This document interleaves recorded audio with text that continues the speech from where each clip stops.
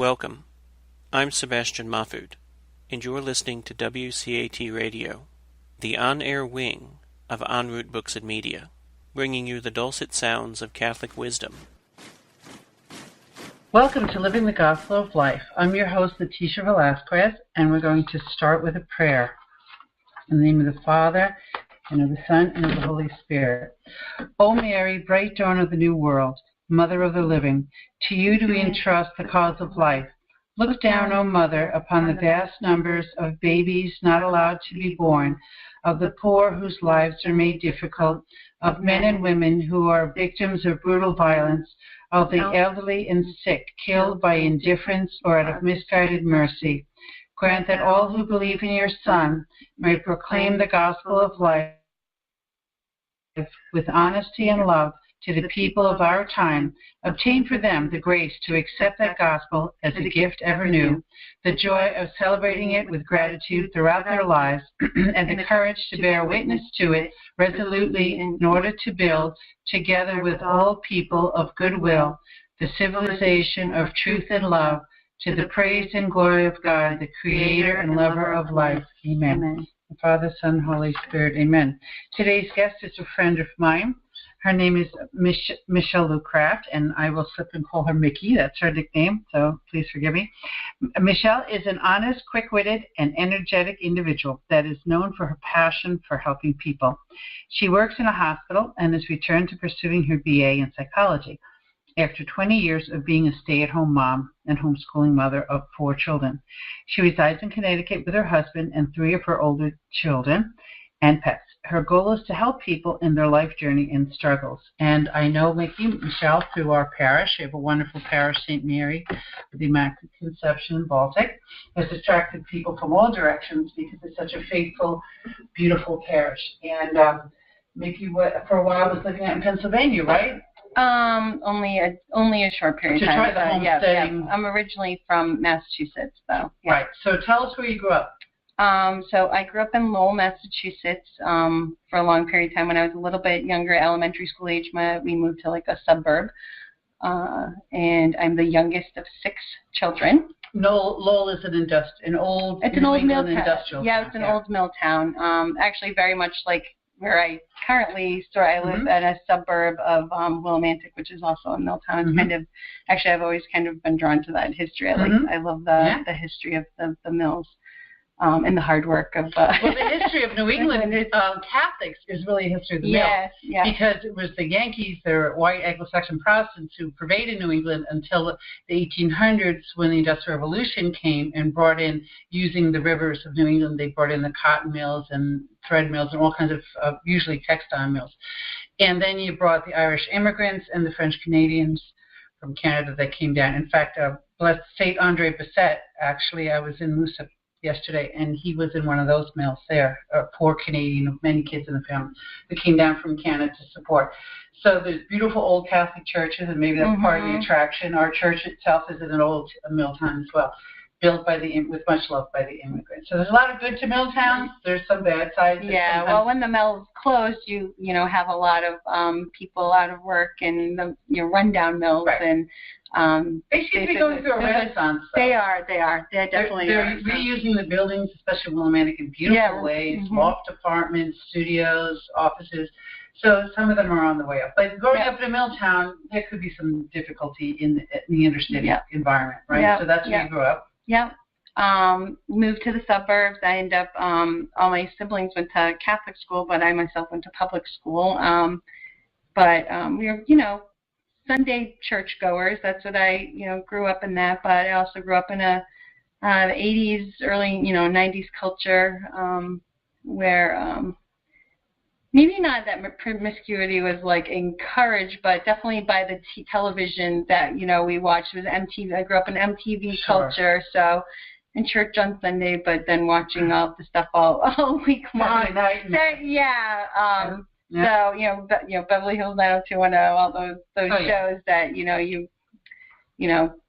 fall in love with. Encouraging one lifestyle. Yes. While the church is asking for another, and at that time the church was still not as good as they are now in coping with the gap between the reality of young people's lives and what the church expects. That should never change, but we should do more, I believe, to help young people understand what's expected of them and how to live it, and to also be in touch with other people who are living the same chaste lifestyle. Yeah. Because if you feel like you're the only person, you're mocked. Yeah. You know, remember when we were growing up, it's Billy Joel's song, "Only the Good Die Young." Yeah. And it's actually, the funny thing about where I grew up is there is a lot of people that are, you know, Catholic they call themselves Catholic by name. And one funny thing, when my husband and I both had like a conversion back into call it our reversion, because we were actually, you know, baptized Catholic and raised that way. He was a Christmas and Easter Catholic, and so was his family. But when we started actually practicing our faith, our family said, what religion did you convert to? And I didn't recognize it. They didn't. It's really kind of funny being a sad and funny at the same time. Yeah, exactly. But and I'm like, we're still Catholic. We're just, this is what it actually teaches, and I was actually very excited about it. It was actually it was sad that it was falling on ears that were like, well, I'm still a Catholic, but you know, I set too low. Yeah, and I think that we may, and that may be also one of the issues with our churches, that we have, you know, very, very zealous people, and that's good. We want that, but they think that everybody's ready to hear that because they heard it. So you hear it, and I remember, every Bible passage, every awesome talk I heard or book I read, you know, I thought everybody else was going to be at that level, because I heard it, as excited as I was, and I almost drove a wedge between myself and the people around me that were, you know, that weren't there yet. And I had to more currently, I think that might be part of our growth in our faith, though. You know, spiritual maturity is, you know, first it's a realization that God still loves you and there is redemption. Then you go through this, you want to be so pure that you're cutting out everything out of your entire life, and you don't even want to be around people that might slip you up or make you fall. Right. And then you almost have another conversion where you're like, I want to meet people where they're at, and you really can get to a point where you start seeing Christ in other people. But that's a very long transition of that happening, and it's a continual one. That's right. Too. It's a continual growth, and there's a saying that new Christians should be locked up for a year, so then join. When I got into charismatic, I think that applied to me too. I wanted to overload everybody with my joy at rediscovering my Catholic faith and in Christ and the gift of the Holy Spirit. And you're right, not everyone was ready for the fire hydrant approach. Yes. They sort of want to drink at the water fountain, not the fire hydrant. And to be good evangelists, you have to listen to the person you're talking to, and let the Holy Spirit give you an idea of how much they're ready to hear. It's not that you're watering it down, you're just giving it in small doses. Sometimes it's even just taking the time to listen where people are hurting, or what is it. And I think back to my reversion, and I mean, some people may say, oh, well, wasn't that bottom, I say I hit rock bottom, and they say, oh, well, wasn't that bad, you weren't living on the street or what. But in my heart, it was rock bottom to me where I was at. And I had to get to that place and then have realized what was missing. So how did you get to that place growing up? So growing up, I think, my parents still put me in Sunday school and catechism, and I made all my sacraments when I should. And I'd love to say it was like this huge, conversion, but it was this struggle back and forth throughout the years. I had bad sexual experiences. Bad company. As a middle schooler, junior high school. And then I struggled with, forgiveness of myself, forgiveness of things that happened to me when I was younger, all through high school. And I met my Did you use sacrament of confession, or you didn't? I did. I'm trying to say if I remember how I felt about it, but I think I was definitely afraid, but I think I did sometimes. I would hear my confirmation class was pretty original for that time frame. They brought back a lot of younger people, college students, high school students, to help teach the confirmation. We weren't teaching, but we could give talks that was monitored by the youth director or the youth minister. And it was actually good. It actually gave me a pretty good foundation because. And I think even them, they knew they were up against a certain culture, and they were struggling to try to hold us into the church, which, really, and actually a lot of people that came out of school, I'm not saying like that. And when would this be? This is in the 90s. I went through, I made my confirmation in 1992.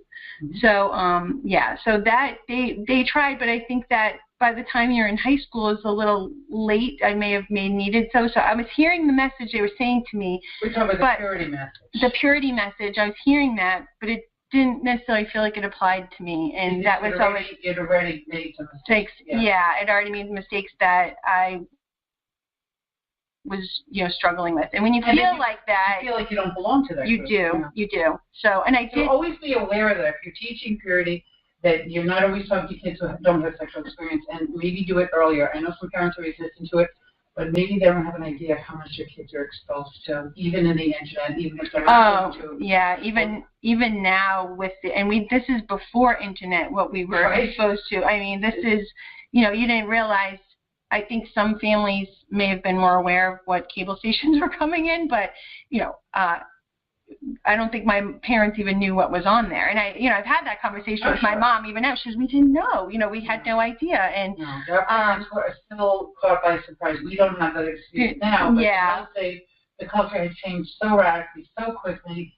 The church in your era was catching up. I'm 17 years older than you, so I was a teenager in the 70s. The church was blindsided. Yeah. Blindsided. Had no idea. So by the 90s, they were starting to understand that we need to bring the young people in to help make the purity message seem doable. Yeah. But we still didn't understand that kids are getting involved in middle school and even younger. Yeah. By the time high school has happened, a lot of decisions have been made that affect how they use. And I mean, I was full aware by going to my school that abortion clinics existed, and I didn't necessarily, want to go. And I guess my first experience with abortion in particular was, I kind of heard about it, but I didn't really, know too much about it. But one of my classmates, and I wasn't actually at that time, I was working in the dark room developing film. That's how. So I would book a time, and there was one other girl that was usually in there, but we didn't really have like a huge relationship, whatever. Like I had one group of friends, she had one group of friends. We'd see each other. We were, cordial to each other. Well, one day she was very, very, very upset in there, and I said, what's wrong? And she had, broke down and said that she had an abortion. And honestly, at my age then, I was in like 16. I didn't really know how to respond to her. I just, held her, and and then that was all I could do because I didn't feel like I knew enough about it at that time. And that really put an impression on my mind that was something that I would never want for myself or anybody that I was close to. I mean, it just, I saw how devastated she was, and she begged me never to tell anybody, and I never, I never. Shame. Yeah. So, and it was kind of weird all through high school. We just kind of like glanced at each other, and we just had this thing where I knew, and she knew that I was just like, had always been there for her. And she later, after like I had graduated, she contacted me and thanked me for, not judging her and being there for her. And but I never really did anything really active other than saying that. And when I went into but I was saying, besides that being really active of being free in our school, we also were very well aware that they had contraceptives. You could go there for free, so they're coming in there, so giving us that message. Planned Parenthood. Yeah, I didn't know if I was allowed to do this. We say that word a lot on this show. They did. They came directly to the school and allowed you, and you could even get time out of school to go to the clinic for free without your parents even knowing that. So this in Massachusetts. This was, in the 90s. Do you have abortion without parental consent? That I don't know because I didn't use those services, so I'm not really. You didn't look into the law. I didn't look into the law, and you knew you could go for at least for contraception. contraception without your I parents. did know that. Every high school kid in America knows that. They may not even understand their. I don't think my parents definitely didn't know that. But I did not. And they would give you an excuse from school to leave and come back. So no idea. Parents had no idea. Yeah, so that's pretty common. Yeah. But that's where they get their business from. They get the young people come in for contraception, which inevitably fails. Yeah. And then they get them back for abortion. Yeah. And all of that, telling them, we're your friends, trust us, we know what's best for you. You know you need to have sex, you know you need to go out there. Yeah. And we're here for when things go wrong. And my boyfriend and I at the time, which now is my husband, but we struggled with that because I dragged him along to all these youth events and retreats and all that. And I'm hearing one message, but then we're hearing this other one.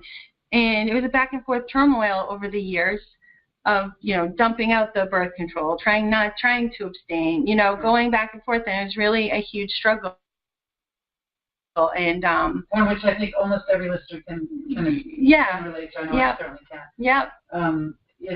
Most of us are straddling the fence, trying to be good and failing, but at least you knew what right was. Yeah. What wrong was. Yeah. And there's a lot of kids now, I think, that have no idea. Yeah. They have no idea, and they're lost, and they're seeking meaning and love. And they're finding it very empty, and they don't know where the light is. They don't know where the answers are. It's just really sad. But at least you knew that the church had the answers, and you were struggling to meet it. So you got married young. Mm-hmm. 20. I was 20. Yeah. And I was going to college at that time, and my husband was going to a trade school, and he finished up, and he actually got a job, which moved us to Connecticut. And I transferred all my college credit because I was certain that I was going to be a guidance counselor at that time, and I was moving forward towards that. And then I found out I was pregnant with my son. So, you made the decision to put the school on hold? I did because I became very ill during my pregnancy, so I actually couldn't do anything besides I ended up being on bed rest.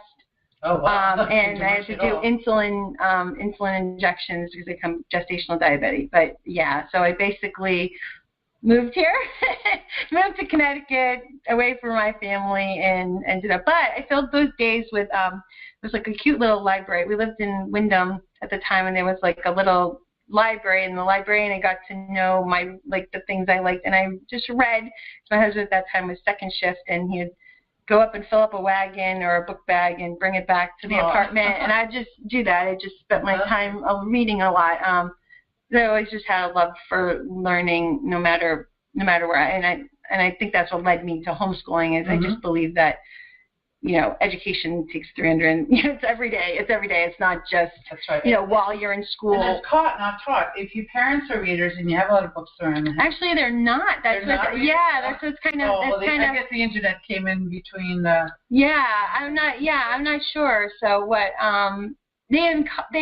My parents were always very proud. So my dad went to a trade school too and worked at an airline, and my mom actually only went to 8th grade. My mom had a very difficult life, but I don't know to the extent her past. But they did love. They were very, very, very proud of us. They didn't super encourage college. They didn't really understand it, but they were always very supportive if we had good grades in our schooling. So that they definitely. You kept your education up even though you were having you had 4 children kind of close. Yeah, I mean, I guess over the years, then I had 1, 2, 3, 4 all in a row. There's 16 months. 16 months and 16 months. Wow, yeah. You were busy. Oh yeah. Young, very young, and yeah. Very good young mom and a stay-at-home mom and all that, and you were struggling. You said with your 4th child with the idea of fertility, you were overwhelmed. Mm-hmm. Tell us about that. Yeah. So when my 4th child was born, she was born. Then she had to get transferred to a NICU because she was born with a lot of problems because she was early. Actually, all my kids were premature, but she had some problems with her kidneys and ended up causing her to be completely septic, and so we had to go to Children's Hospital, and it really wore me down because I, having any young children. Yeah. So at that point, I encouraged my husband to get a vasectomy, and I think that I knew it was wrong, but it was also struggling. And I think that I almost knew it was going to be a severing tie between myself and the Catholic Church. And I don't know if I consciously was super aware. I was just so exhausted in the state that I was at. So you felt like you had no choice. I felt like I had no choice. Were you aware of natural family planning? We did actually try natural family planning in between. And honestly, the woman that came, and she was very, very nice, and I've seen her later on, but she actually struggled to have children and had one child. And she was trying, and I had the opposite problem, and it really frustrated me. And actually, I've got four, actually, so at that time I had two babies in diapers, basically, because I had a 1-year-old and a newborn. And I was trying to, but I'm living in a crappy little house, and my husband's constantly gone, and I don't have any help, and no family nearby, and now I'm supposed to be charting stuff, and I don't have time to take a shower or go to the bathroom without someone crying, and now I'm charting my. Yeah. Michelle had asked for some help from a local Catholic church, and she was bedridden. With how many weeks are you bedridden? For months, right? It depends. Yeah. So when I usually with 3 little children and bedridden. And what did the secretary say? She said, we don't do that. We don't do meals or babysitting help or mother's helper or any ministry at all. And it was very unfortunate. Mm-hmm. Some people leave the church for things like that. Yeah. And you did find help in another church. I did. In a congregational church, there was a neighbor of mine that was part of that, and they sent out a lot of help to me. So I think that knowing that I received that help, knowing that other churches were okay with contraception, but they were willing to help, kind of pushed me in that direction. Mm-hmm. I know people who got together church for a better children's ministry, or babysitting during the church service, or youth ministry, or better music. I tell people this funny story that when I did start feeling like I wanted to be part of the Catholic Church again, at that time, for some reason, I enrolled my son in CCD classes, and we would go to, they only had them every other week for some weird reason. So we'd go to church the Sunday he had it, and then on the other weeks we'd go to the congregational church because they had puppet shows. And sometimes like to say, like, oh, I totally left the church and then I came back. No, it's this back and forth struggling. And so that's why I know that there's other people probably sitting in the pews that are struggling. We don't know what's going on with them. And that's where our culture is going to continue to progress into, darkness, lovers of death versus lovers of life, because that we're still struggling while we're staying in the food. And that's okay, because we are, we're all sinners, and that's what brings us to the church. But until we need to, in those situations so that we don't lose them. Yeah. Because of their human and emotional needs.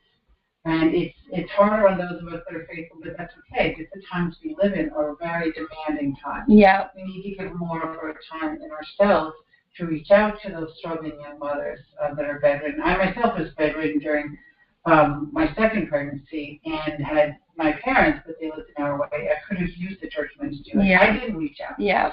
Maybe because I thought there wasn't something, in my church I think had something. Yeah. But I know that feeling of being bedridden, and I had a 3-year-old and needed help, and I couldn't do much for her. It's really hard. Yeah. You're really torn. At the time I had been operating daycare, and I just shut it down. So that's definitely something to be aware of. If you're in church and you know of a young mother that's struggling, reach out to her and see if there's, sometimes just coming over for an afternoon can make such a difference that she doesn't feel alone, and help her to take a shower. Yeah. And wash the kids while she takes a shower, or clean up some dishes or fold some laundry. It can make such a big difference. And it doesn't have to be a formal ministry. Don't wait to start a ministry. If you get to form one down the road, that's fine. Yeah. But just be the ministry yourself. Yeah. I mean, sometimes church tends to get too compartmentalized, and we wait for someone with a ministry to do it, or wait for the church to have a program. Maybe, Jesus is just calling you to represent his hands and his love to your neighbor, and without starting something formal. That's sometimes Catholics are a little compartmentalized. So you were struggling, and what made you come back to the faith? Full practice. Full practicing, yeah. So my journey goes a little bit further than that, where I actually did become a homeschooling mom, but it was not for religious reasons at that time. I really started completely separating from the church and just searching. And I wasn't even, at that time, I'd stopped going to the congregational church. I wasn't sure. And my personality, I don't like to do things part way. I like to be all or nothing, and I think that maybe I knew that I was well, not directly, but sterilization is a form of contraception, but, right? Mm-hmm. Am I saying that right? Okay. Mm-hmm. But, so I knew that was a severing tie, and then I was like, well, maybe it's something else, and I just started, looking out truth, but I ended up actually going even further dark way and actually selling. We were having financial problems, and there's, the pyramid triangle scheme things, whatever. But I was fatal moms to sell stuff.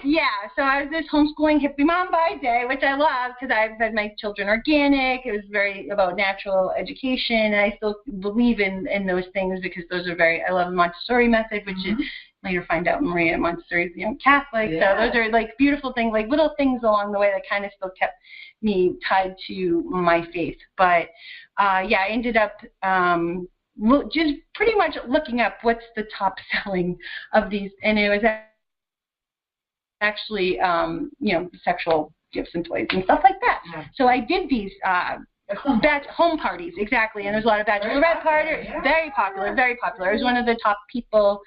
I made a lot of money. So my husband worked by day, I would do this by night, and it helped us pay the bills. And I started, and I was like, and I'm helping women. I've always been I went to an all-women's college, and now I'm still in an all-women. When I've returned to my education, I went back to a women's college because I believe that, we actually as women are very powerful, and we can actually change the culture a lot. But we have to be in the right state of mind to do things. The level of a culture is the level of this woman. Yep. So we really do drive culture more than we think. Yep. So I thought that I was actually I was actually thinking I was making women feel better about their bodies and all of this stuff. But the parties happen in somebody's house or at wherever you want to go, and then usually go in the room and the women order something. And I was hearing story after story. I started hearing, it almost turned into like counseling session, women sharing their bad sexual experiences. And it really started weighing on me. And they thought that this was going to help. They did, but then I thought it would help. I was like, that's the problem. That's why people are divorced. They're not having enough, they're not having enough sexual relationships. They're not excited. These guys are getting bored. They're not enjoying themselves. Spice it up, and this is what's going to make your marriage, good. And I believed that, but it was misguided. I mean, there's definitely to improve that. Yes. You're encouraging promiscuity. Yes. Right, but then I'm finding these other, experiences that women are having, bad experiences and affairs and, other things like that. And I just started thinking, what am I doing? And it really sent me into a plummeting despair and depression. And I couldn't keep up with the lifestyles where I'm, doing crafts with my toddlers and kindergartners, and I had like a second grader and a kindergartner and then two toddlers. So I was like, how can I be this by day and this by night? And it just really weighed on me. So I had Christian friends actually in another homeschooling group of mine, and they brought up about Christian music. And I remembered at the time I did listen to a lot of Christian music, and it must have been a box that went to house to house to house with me, and I found it, and I opened it, and there was Sacred Heart of Jesus, Sacred Heart of Mary, a rosary, a Bible, and I literally dropped on my knees and just started sobbing and thinking about my past. But then it really kind of confused me. I'm like, if truth is, I'm like, they're Protestant. My neighbor that had been talking to me was like Pentecostal, and actually later he ended up becoming Catholic. So I ended up running over to them and I said, I grew up Catholic and I'm this and this is, I'm really confused. And she said, well, helps you, my husband's been reading this guy, Scott Hahn. And I was like, what? So I started reading, and it was very quick for me to come back. But my husband wasn't on the same. Yep. And then I started coming back, and then I actually forgot about confession. But I found A Day with Mary with the Franciscans of the Immaculate. I went to one by myself. So my daily retreat. Yeah, and I went to that. And my husband at that time wasn't on it. The rosary, Holy Mass, and some really solid catechism. Yes, yeah, and it had been probably, I can't even remember if it was 8 or 10 years since my last confession, but he said, how about I just ask you stuff? And you could say yes or no. Very good. And so he asked me stuff, and I, oh, no, I'd never do that. Oh, yeah, I guess I did that. And part of my penance was not only a full rosary, and my kids always laugh, what did you do? You got a whole rosary. And but was to go back and tell my husband that our decision to sterilize was a wrong one. And I said, well, you don't understand. Give me another rosary, because he's not ready for that. And so he said, because he wasn't on the same page. No, he wasn't. But later on, he had a conversion, and actually he got that reversed. Mm-hmm. So we don't actually know if it worked or not, but he did. That meant a lot. That meant a lot. We haven't had any more children since, but I still think that there's definitely still a possibility, because we don't know. I mean, it was huge coming up with that money. So that in itself was a sacrifice, because we didn't. And I also quit, doing that other job. But it's good, because I feel like I had to, now when I run across people that old customers, I have to share my conversion story with them. And it's not easy. It's very humbling to say, yeah, I don't necessarily agree with that. My heart belongs to Christ now, and it does. I work on marriage is another way. I do, because you definitely... You always had a heart for marriage, but you just, like the world thinks that good quality sex is the answer to everything. Yeah. And once you bring Christ into that, you don't know what even, like, the quality is even more. Respect for one another, person, and not just their body. Yeah. To the problem, and John Paul talks about this in the Gospel of Life, is you need to remember this is a person. Was it Christopher Smith says, Christopher West, I'm sorry. He says that pornography is not that it shows too much, is that it shows too little. This is true. Because you'll see a woman's body, but you don't know her soul. And you don't know her love, and you don't know her heart. All you see is her as a collection of body parts for your viewing. And even Russell Brand was able to say this in a rant he did on YouTube, a famous rant. But, this is somebody's mother, somebody's daughter. We need to love these people enough not to view them on pornography, and to see people as material, as things, as objects of our pleasure. And our culture is just ripe for that, from advertising to film to every internet, all kinds of pornography. It's incredibly debasing, and our children are exposed to it, whether we like it or not, at very young ages, if they have access to devices. And what kids don't nowadays. Yeah. What was the percentage of kids that come across porn at a young age? It's really high. More often than not. Yeah, I wish I do have the numbers, but I don't. I didn't. We'll do a show just on that. But they're looking for Barney, and they're looking for their cartoons, and they come across this stuff. Yeah. Because it's deliberately. Yeah, and even if you put parental controls, once your kids become, sometimes they're more tech savvy, then they know how to get around them. So, I don't know. We have to. I remember reading about a priest. There was, I don't remember exactly who told this story, but there was 2 priests, there was a woman of the night that went by them, and one priest turned his head, and the other one went up and, covered her, or spoke to her kindly. Right. And which one, who was the better priest? Right. Neither one of them. They both had, we don't know where the priest was, either one of those priests were coming from. Right. One may have had to turn away. Right. He may have had a past which made him more vulnerable to temptation. Yes. So he needed to turn away, and the other priest was maybe stronger in that. Yes. So we have to live in this world. We have to live in this world. People judged our Lord for talking to women like that. Yes.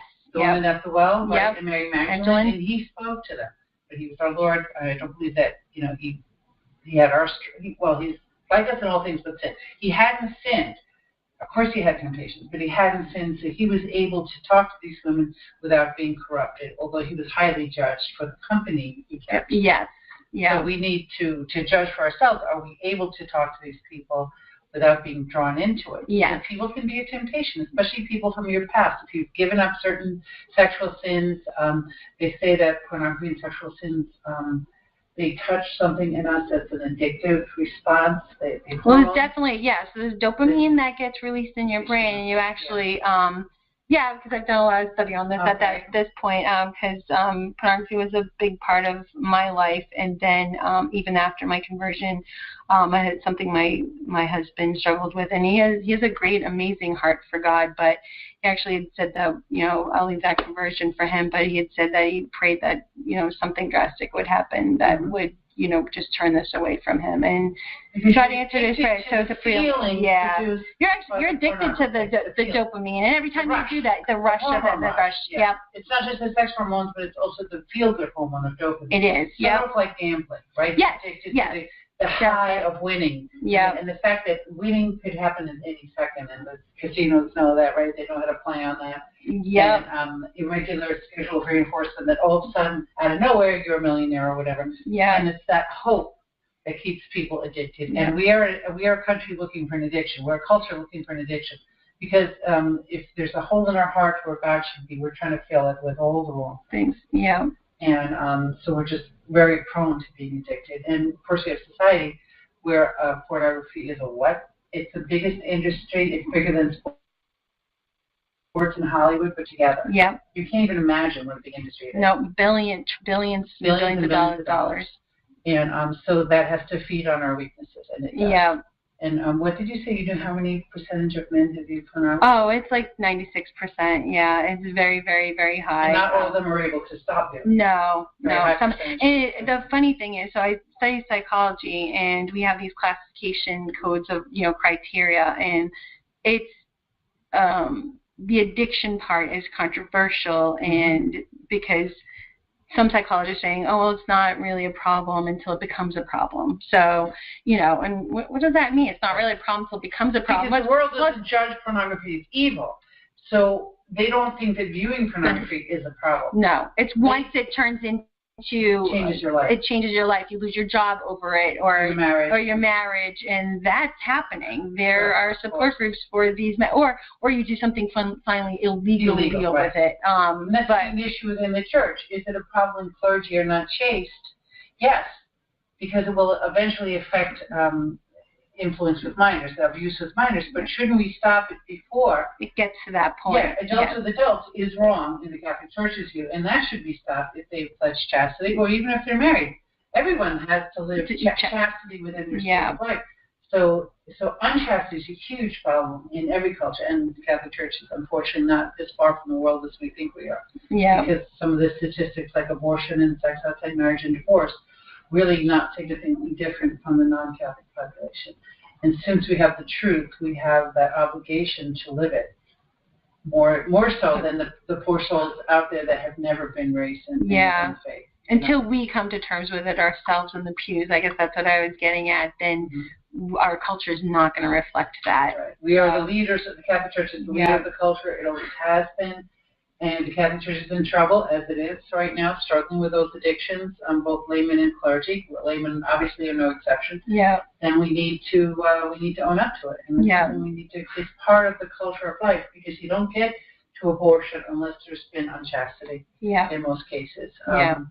It's not. It's difficult to talk about these things. Sure, it's something that we, it's not. It is, sex is something very private and personal, but to bring that to light is very, very difficult. But until we keep talking about it and bringing it to the light, it's just going to stay in the darkness. Like, it needs to have light put upon it, and it's not comfortable, and it's not comfortable owning up to those things. It's it's embarrassing. But if you want to get closer to our Lord, you want to be in a state of grace, you must get sexual sin out of your life. Yeah. And as a woman who has to go confess to a priest, it's hard. It is. Just go anonymously. Yeah. Go to a church where no one knows you, and go behind the screen. And if you're embarrassed to talk about that, believe me, the priest has heard it before. Yes. This is not going to shock the priest. All right. You may think it's shocking, but it's not. And it is our Lord there with you in persona Christi.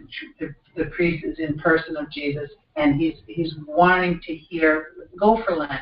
Get clean for Lent from your sexual sins. And even if you're afraid he'll do it again, that's okay. You will get grace and confession. Yeah. And even if it's something you're not sure is or not, even within the confines of your marriage, it's fine to go. I mean, Yeah, and I've actually had one. If you feel comfortable, I'm not sure. Like, if you feel comfortable, I'll look it up and I can talk to you later. And I've had priests actually say that to me, and you can kind of get that way in the beginning. But there's a little more leeway in marriage. There's a lot of confusion out there about what's acceptable and what's not. Yeah. And we're not going to discuss that. No, yeah. No. But it's good to know that the confession, that's the place to go. Yes, when definitely. You're unsure. Yeah. If you're having struggles like you were talking about with sterilization and contraception, if you're having struggles with that, certainly the confession is the Yeah, and definitely the church does not require anybody to get reversed. It's something that my husband and I prayed of the Yeah, it's not something that you have to do. There's definitely a lot of forgiveness on both like you're forgiven once you confess that sin. It's something my husband and I felt called to do. It's extraordinary. It was not necessary. It was just something that we had felt called to do in our marriage. So and honestly, it's a little. We have to continue to live like a chaste lifestyle because within our marriage by even being open to life. And it's kind of funny because I thought, oh well, we're gonna reverse this, and then I'm gonna just start having kids again, and it's gonna be great. And actually, I just struggle with the fact that I haven't. And now I keep saying to my husband, now that I'm back in school, I know I'm gonna end up walking across the stage to get my diploma with a big giant belly. And he goes, stop. So now I'm thinking of having a child in my 40s is a lot more difficult to handle, but I will definitely take it because now I'm open to whatever God. I just see He always just keeps leading me a path. Go let to God. Yeah. And trusting Him that whatever He brings, and it's not always what you think is the best, is what's going to be best for your soul in the end. It's that trustful relationship with our Lord. This is whatever you want is better than what I want, and I will see it eventually. Yeah. And when I had a baby at 39 that had Down syndrome, it certainly is not something I would have chosen. And now looking back 17 years later, I can say that it was one of the best things for my spiritual life and my family's spiritual life that's ever happened. Does that mean it was easy? No. Yes, yeah. Bless you. Yeah.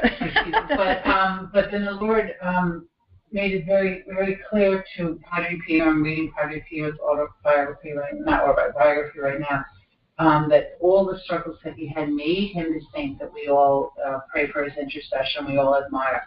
His life was one struggle after another, and it just made him more and more determined and more love with our Lord because he shared sufferings with Christ. So I think our culture is really really adverse to any kind of struggle or suffering or self-denial. Yeah, I think that even in like workplace, like everybody wants to all of a sudden be like this successful person, but it's they want to it's actually kind of funny, like how it's a humbling experience being I gave up 20 years to not that I gave up, I gained a lot by being home with my children, but in the world point of view, I gave up a lot by staying home, and I, put my career at home. But now I'm back in the workforce because all my children are grown, and sometimes you're like, oh, I'm smarter than to be in this position or whatever. But it's almost like lost ground. Yeah. Stay the workplace. 20 years of advancing your career. Yeah, I face that. But it's good. I feel like it's good. It's where like God has me and He wants me, and that feeling is way better. But we're in this culture where you think you're going to be like instant. You get out of you graduate and you think you're instantly going to be the boss, and that's what we don't. We've gotten away from that, just the work aspect, and I think that God, that's what He wants us. He wants us to be workers, workers, servants of Him, of other people, of the other people in our lives. About the glory and the that we get. Instant success in the days of the YouTube sensations where somebody's famous in 5 minutes of YouTube, and all of a sudden they're world famous. Everybody wants that, and it becomes an obsession, right? And people aren't willing to put in the work. And certainly being a mother is putting in a lot of work that you don't always see the results for. But the results are eternal. Yeah. The children's souls that last forever. People say it's like in the Middle Ages when they built cathedrals for 200 years. And the workers never saw the results of what they built. Sometimes, giving your life for your children, you don't always see the results, and sometimes they disappoint you, and you pray for them, but they know that you've given yourself heart and soul, especially a homeschooling mom. Nobody gives more than a homeschooling natural mom that's worried about every bite of food. I know what it's like. It just made me more conscious. And it leads you to worry more. You start to think you just do it teenagers now bringing in, they work at Taco Bell, all these places, they bring in the soda, and I thought you better than that, but you know. These beers are not eating, so a few sodas are not going to work at all, but yeah, certainly that, you know, all that work is something that women can be very proud of. And you learned a lot, you know, all the reading you did, the child psychology you learned, and all the sacrifice. You're a different person than the person 20 years ago. Yes. I certainly can see that myself. I worked on and off with my life, but I never got teacher tenure. Right now I could have a very nice retirement if I had not homeschooled my kids. So I remind them of that when they get a little pressure. I'll say, look, you know, I gave up tenure for you guys. Yeah. And if I had worked and you'd gone to school, you wouldn't have had the advantages of being able to pursue your interests as a homeschool and be as focused. Like one of my daughters did a media internship or an internship at a hospital. There would have been time for that. We might not have had time to pursue that particular interest because you have to go by the school's rules. Homeschoolers are a little bit freer to look into areas that they're more interested in. But anyway, back to your reversion. So you're back in the church. You're excited about your faith. You're getting in touch with Catholic homeschoolers. And what's the difference between the culture of Catholic homeschoolers and hippie homeschoolers? It's a little bit, and I guess over the years, at first I thought I had to be exactly like the other Catholic schoolers, homeschoolers, and I did that to myself. I beat myself up trying to force on like certain curriculums on my family, and I realized that it just wasn't me. This isn't going to work. So over the years, and I love Matthew Kelly. I listen to him a lot, and he's always like, be the best version of you. And I really think that's what God is calling us to be. Mm-hmm. It's going to be join a parish. We can definitely form great friendships there, but we don't have to be like everybody else. We don't have to dress exactly like them. Like God, you really have to just sit down and say, God, what are you asking of me? What do you want? What do you want from me? And that may actually change over time because, you know, 10 years ago, I'm raising a bunch of goats, making soap in my basement, selling it at farmers markets, and homeschooling my kids by day, and that was beautiful, especially since I had to learn all that from growing up in a city and then moving, you know, doing that. And it was beautiful. It was where God wanted me then. And actually now He's got me, you know, full-time working and, you know, in full-time school. And it's challenging. But I'm like, God, you led me so many beautiful places, and I've learned so much over the years. Like, bring it on. What do you want me to do? What are you shaping me? What are you molding me into? And, you know, we are. He's the potter. We are the clay. And it's so true. Once you try, the peace that you have, you know, because even though I had my conversion, I was still always trying to be what everybody else was as a Catholic, and that's not the road that God had me on. But if you sit back and actually do try to listen, he'll lead you. I mean, I'd love to say I was a big audible voice, but you know, it's not. It's something. You learn by taking the wrong turn. Yeah, you're like, well, not that way, God. I guess you want me to go this way. So your mother like to say it's following God is having one foot in the air, one foot in the ground, and a queasy feeling. That's a woman with a worldwide television, newspaper, radio empire. Yeah. Who started by selling peanuts. Yeah. So obviously the woman knows what it is. And then when she did fishing lures and peanuts, the old peanut company. And she's a cloistered nun, and she should have been successful. So obviously her business model of following the Lord. I'll never forget the time she had the satellite equipment, tens of thousands of dollars of stereo equipment on a truck sitting in her driveway, and she had nowhere to pay for it. So she told the nun sister that they drive her tea while she went and talked to Jesus and excuse me, I had an equipment here. And a phone call came through. Deacon Seltmeyer was on a yacht in the Caribbean with a rich man who wired money. But Mother, I'm sure Mother had discerned that this was the thing to do. Yes, there were some times that she made some missteps. And I love how honest her biography that Raymond Roy wrote about Mother Angelica is, because she's a woman that's not afraid to make mistakes. She said, God needs dodos, and I'm willing to be God's dodo. And the world is going to consider you a dodo or a dope sometimes for leaving behind the world and being a little bit different. And sometimes we leave the family religious, not as I am, but when there's a funeral, they come to me. Yeah, or they'll ask you for prayer very quickly. Yeah, this is very true. That in their hearts, they admire you, no matter what they say about you. Yes. They know that you're the rock, and that this is the place they need to go, and hopefully they'll come more and more often, and not just when they're in trouble. Yeah. But that's great that you can be that to the people you knew when you were in a different lifestyle. And it's not that unusual lifestyle. Most people are involved in some form of pornography and unchastity in their lives. Yeah. That's the norm. Yeah. And to not live in that is living in the culture of life. Yeah. But it takes a lot of vigilance. You have to sometimes change your friendships. Yeah. Definitely change. Make sure you're going to church. Stay in the sacrament. Yeah, stay in the sacraments. What are some of the other things to do to make sure that you don't fall back into that? I continue to read because definitely like good spiritual books. Prayer, a lot of prayer. And meditation. Never take for granted that you can't fall back. Yeah. Oh, that definitely. And if you do, get back up. Even if you're, I think sometimes you go through this this darkness where you're like, oh Lord, am I doing any of it? What am I doing any of this for? Like, the world this way. To doubt yourself. Definitely. And that's where, especially if something hits you, a loss of a job or, loss of a friend, you start questioning those things. Even if I feel like I can't pray, Jesus help me. Jesus help me. Yeah, if that's all that I can utter out, then and I always tell my children, don't think you're so holy that you can't be this person or that person. And I definitely don't, when you find out something about somebody or they're down or you see, a certain person and where they're at, I never doubt that I could have possibly been there. That's what I'm saying. My rock bottom may have been different for someone else, but I could have. You had an intact family. You had a family that was going to church. Maybe a lot of the women that I work with in the pregnancy center, they don't know what good mothering is. Fathering is not even existent for them. Yeah. So they were raised in a very unstable environment. Well, they don't know the love of a parent. They certainly haven't grown up in a faith tradition. So their rock bottom is going to be much lower than ours. So we're grateful.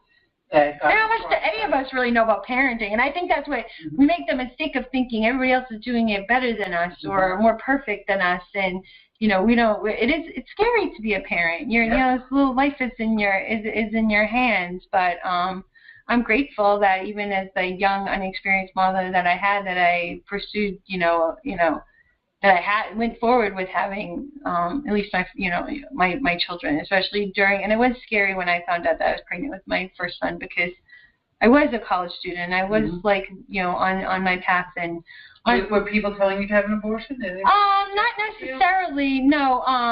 But I think it's definitely something that was out there, like, oh, you're so young, just even statements like that, oh, wow, you're going to finish your schooling. Kind of shaming you. Yeah. Oh, you're so smart. Why are you becoming a stay-at-home mom? You're so young to be a mom, and that away. Yeah, things like that. And you start as if nobody ever resumed a college career. My mother took 20-something years off to finish her degree as well, and graduated between my brother and I, and the news cameras, I think it was 30 years. Yeah. There's a record for the school, but she did. Yeah. And she appreciated it so much more. She was that annoying student in the college that, oh, were we supposed to have a quiz? That's what I must do now. Like, I love, that's me. Definitely. But you also have a lot of your classes online. I do. That's, I tell a lot of the mothers that's that is an amazing. If I knew that was an option, it wasn't. I would have definitely gone throughout the years with my young family, definitely taking one class at a time. Sure. It was. I think I'd kind of heard about it, and I think my sister maybe 5 years ago went through it. There was like a new program. I'm like, what do you mean you're doing it online? Like, that was pretty cool. So, and I think that went in my head too. And even though I still have like teenagers, I'm still a little bit held to my house because I have a daughter finishing school online. She's going to high school online, which is really another incredible thing. Sure. She's able to do that on her own. Yeah. She has to be home alone. mature enough to go to school on, which is amazing. Yeah, and a lot of times it's her and I sitting next to each other at the dining room table. I'm working on paper, she's working on paper. So, yep. And my other daughter's in college at 17. Yeah, that's the three of us sitting around the table doing school results. Yeah, that's pretty. But we share what's going on with, what was I willing to share in a class that was scary? What is she willing to open up and say in her class? And, and the 17-year-old daughter, she's very proud that she was, homeschooled and raised as a Catholic, and she's definitely on fire for it. And that's like my God's grace that I have her to tell me those things. It definitely makes me. So you made a deep impression on her, and yeah, we don't always control our lives, but we know who holds the steering. We have to give it to Him, the Lord do it, and it's the most. St. Augustine said it's the most beautiful adventure. Loving God is the most beautiful adventure. You're looking for an adventure? Definitely stay with God, because you never know where He's going to take you, and never know how fulfilling and exciting and varied your life is going to be. Yeah. And you went from studying computer programming to now studying psychology and medical coding. Right? So you're some technology, but also that love of helping others. Yeah. And actually, it's beautiful, like having my Catholic faith, and then so right now I'm taking a physiological psychology class, and just to see that within the first few weeks after conception, our neural plate is forming, and our neural tube, which is the basis of our central nervous system, the brain and the spinal cord, within 2 weeks, life at just the smallest, complex. We're a brain first. We're a brain. Yeah. So, first thing we have is our control command center that's gonna, run everything. It's just amazing to me. So, and I'm definitely not not a medical doctor. I think it's so complex, just even understanding any bit of anatomy of this. But it is wonderful. You see God in the complexity and beauty of everything. Yeah. You also have a website. I'd like you to share that address. It's on. I don't even know if I. Actually, I think you can Google my name. Okay. Michelle. So it is Michelle Loucraft. M-I-C-H-E, and it's Loucraft, L-O-U-C-R-A, F as in Frank, T. And we'll put a link to it on our show page. Yeah, so, you can see that. See what she offers. You can also find me on Facebook and Instagram, and I actually... coaching, right, and fitness. Yep. Oh, I have my certification in nutrition, too. That's So you have a very life that she lives in with the new coach. She's on and like you've always been a more crunchy friend that is encouraging me to move in the direction. Still haven't made that kombucha yet. I'm still afraid of poisoning my family. I think I'll still buy it at the store, but I'm still moving in the direction of healthier eating and more exercise. My daughter is very much into that, and she's encouraging me. She's becoming a nurse, but she looks one day maybe having a kind of a healthy cafe. Oh, very nice. An old factory building. Oh, very nice. Very nice. An old factory building where people can come and get healthier. Well, if we take care of our bodies and our minds, then and our souls, and we need all three to continue the service. Your bodies if you're going to live forever, and take care of your souls if you're going to die tomorrow. Because we don't know. Yeah. We don't know if tomorrow's our last day, but we need to always be prepared. Oh, but remember, Christ when He resurrected, He was body and soul. That's right. So it's slightly important. He wants us to take, our bodies are temples, and He wants to take care of them. We'll have more energy to do God's work. And maybe more time.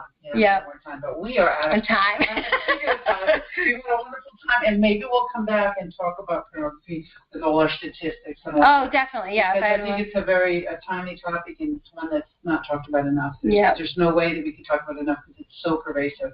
But thank you for sharing your journey away from the lifestyle, the culture of death, and towards this beautiful life that we have, thank God. Thank you for having me on. My pleasure, and thank you for tuning in today to Living the Gospel of Life.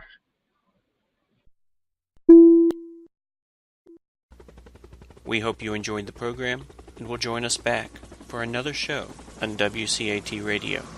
This is Sebastian Mahfood. Good day.